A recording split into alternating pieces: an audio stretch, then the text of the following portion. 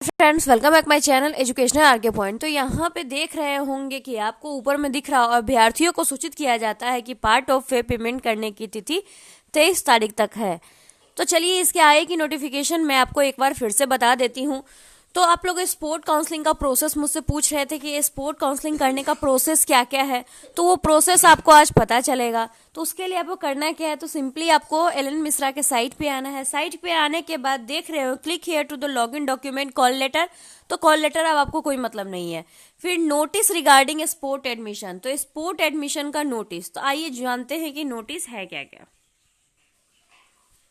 तो ये यहाँ पे नोटिस का पेज ओपन होकर आ गया। नोटिस का पेज ओपन होने से पहले मैं आपसे एक छोटा सा रिक्वेस्ट कर लूँ, नए हैं तो प्लीज एक बार सब्सक्राइब कर दीजिए ताकि फ्री ऑफ कॉस्ट नोटिफिकेशन मिलती रहे, और घंटी वाले छोटे से बेल आइकन को क्लिक कर दीजिए, और पुराने हैं तो बस एक लाइक कर दीजिए और ज़्यादा से ज़्यादा शेयर कर दीजिए। इतनी छोटी सी ही उम्मीद है आपसे। तो यहाँ पे देखिए office of the nodal officers, इनके तरफ से क्या आई है। तो यहाँ पे इतना सारा हम लोगों को पढ़ने की कोई ज़रूरत नहीं है।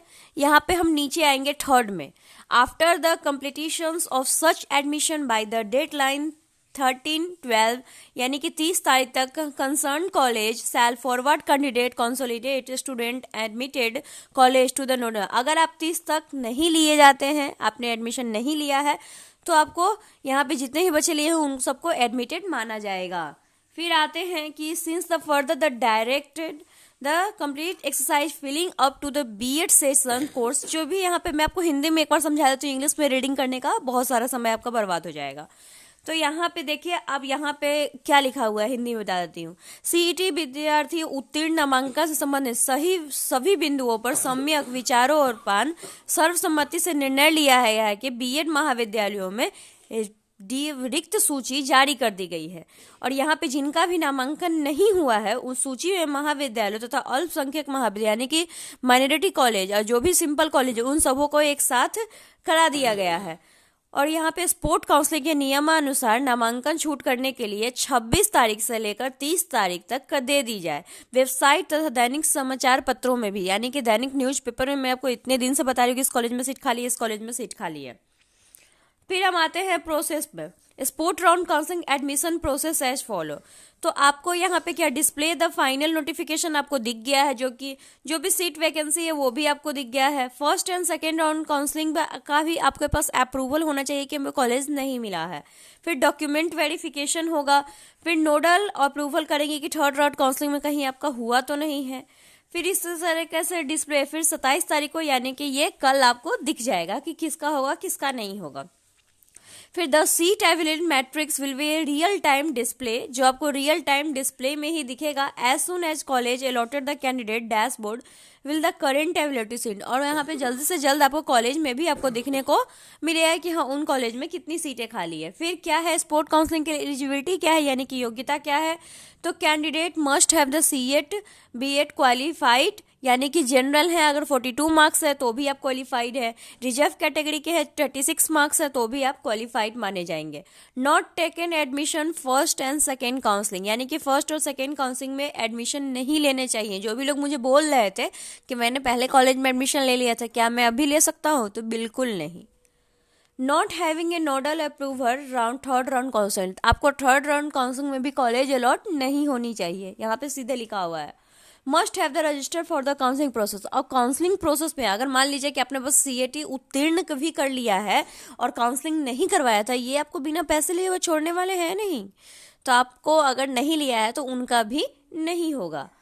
तो फिर must have paid the partial admission फी 3000। अब भाई जिनका कॉलेज पेड नहीं हुआ था पहले, वो लोग कैसे पार्शियल फी पेमेंट करेंगे, तो उसके लिए तिथि बढ़ाई जाएगी, कुछ ना कुछ तो उपाय किया ही जाएगा।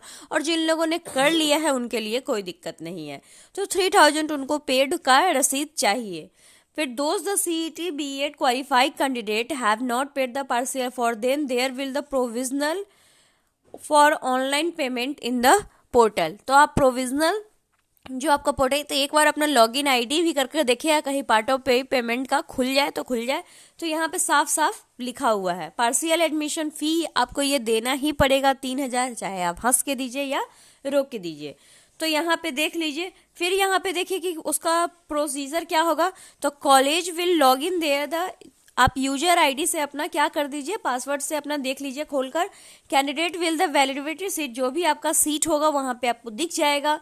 There will be the verify document complete admission button for the available college. जब आपका डॉक्यूमेंट वेरीफाई हो जाएगा तो आप यहाँ पे एक आपको बटन आएगा जहाँ पे आप क्या कर सकते हैं, अपने एडमिशन को कंफर्म कर सकते हैं। Once the candidate approach to the concern college authority will hitch form number, आपका जो नंबर होगा उस पर क्या होगा, आपके पास पहुंचेंगे अथॉरिटी जो कॉलेज वाले हैं, तब वो कॉल आएगा। There can be follows the following the condition, ये सारे के सारे कंडीशन आपको फॉलो हो जाएंगे। तो नीचे कंडीशन में आपको बता दूं, system will be verify eligibility for admission, sport admission के लिए, यानी कि आपको सिस्टम वेरीफाई करेगा कि आप एडमिशन के लिए एलिजिबल हो या नहीं हो। क्योंकि बहुत सारे के क्या है, थर्ड राउंड में कॉलेज अलॉट हो गया लेकिन फिर भी वो लोग चाहते हैं कि स्पोर्ट राउंड में जाकर एडमिशन ले, इसलिए ऐसा किया गया है। इनके according if the candidate with the eligibility display the details on the candidate, उनको क्या है कि डिटेल्स पूरा दिखेगा, फिर जनरेट एडमिशन स्लिप भी जनरेट किया जाएगा। इस तरीके से आपको सारे के सारे दिख जाएंगे। ऑलरेडी अगर एडमिशन आप ले लें तो वो लोग एलिजिबल नहीं है। फिर आपको क्या है, अगर किसी कॉलेज में आपका कॉलेज भी अलॉट हो गया तो आप बिल्कुल भी नहीं। If the candidate has not paid the partial admission fee the system will display the message accordingly, candidate submit log in to their website. आपने अभी तक अगर पार्शियल फी पेमेंट नहीं किया है तो आप जाकर वहां पे कर सकते हैं। तो यहाँ पे यानी कि अपना यूजर आईडी लॉगिन करेंगे तो वहां से आपको पार्शियल फी पेमेंट का आपको डेट खुल जाएगा। तो यहाँ पे देख लीजिए, आपको पूरी की पूरी इन्फॉर्मेशन अब मिल चुकी होगी। आई होप कि आपको इस वीडियो के बाद कोई दिक्कत नहीं होगी। धन्यवाद। आज के लिए आपका दिन मंगलमय हो।